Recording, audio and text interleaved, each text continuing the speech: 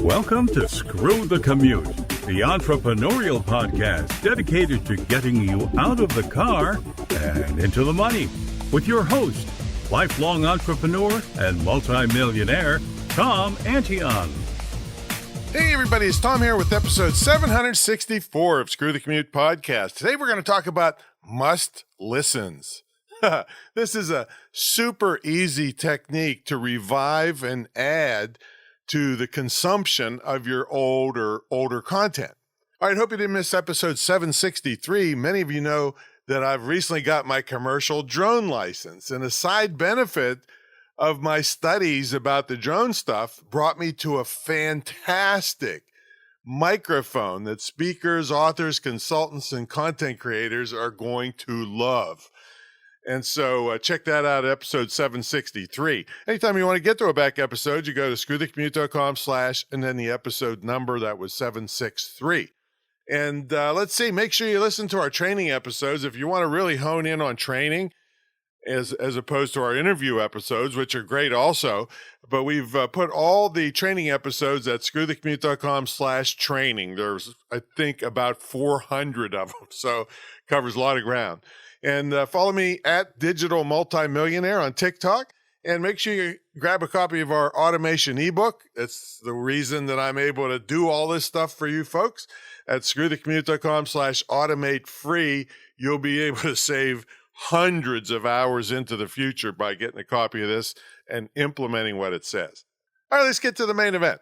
What I'm talking about today is a really easy way to take older yet relevant content of yours and get it back out to keep it working for you. One of the biggest mistakes I see with content creators and small business people is they always want to work on something new, and they ignore older products and services that are still saleable today. Let me talk for a minute about the word new, okay? Older content you've created may not be new to you, but there are two factors at play. One, your customers, prospects, and subscribers may not have seen the product or service when it first came out. If you introduce it again, it will be new to them. Who knows? They could have been on vacation. They could have been busy with other projects and missed it. So put it back out and give them another shot at it. And number two, new people get introduced and hear about you all the time. If you're doing a good job of the other things I teach, your older stuff, again, is certainly new to them. Now, you should take some time to go back through your products and services and see if it's about time to reintroduce them. Maybe minor updates would bring your stuff totally up to current standards. Maybe they don't need anything at all changed if they're an evergreen product. I've even used the term when reintroducing a product, I might say, all the material has been updated to current standards. So here's an example of what I did one time. I had a whole series of recordings on internet marketing for small business, and they went back several years. Well, who wants to buy old internet material? It changes rapidly. We all know that digital marketing and everything is changing like crazy. So I took each recording and I watched television and I listened to each recording on my laptop. And as soon as I heard something that was obsolete or had changed, I would stop the recording and I'd say something like this. Folks, you've just heard me say ABC. Well, now the current standard is XYZ. So now let's get back to the live recording. So I would just explain what the differences was, and now that particular recording was updated to current standards, and I could sell it as such. So I sold the entire set again, even though it was several years old, and from what I recall, we sold about $50,000 worth on the second time around. Now, updating older products is usually far easier than starting a new product from scratch. So if I were you, I would jump on this. Now, a way to promote these revamped products is to call them, and this is just examples, best of, like my best blog post of 2023, or my most powerful tips of the past 6 months, something like that. Now, Entrepreneur on Fire podcast, one of the top in the world, calls certain episodes that they got great responses on, they put them back out as, quote, classics. And guess who's in their classics section? Yep, yours truly.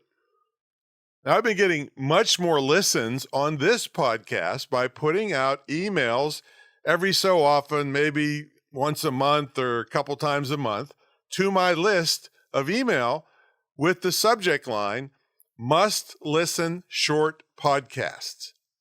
The word short in the subject line gets more opens because people feel they can check the podcast out quickly and not have to spend an hour or more to learn something. Now, in the email, I put the direct link to each podcast I'm featuring, a short description, and in parentheses, the length so people know how long it'll take to listen. And here's an example of one of the listings.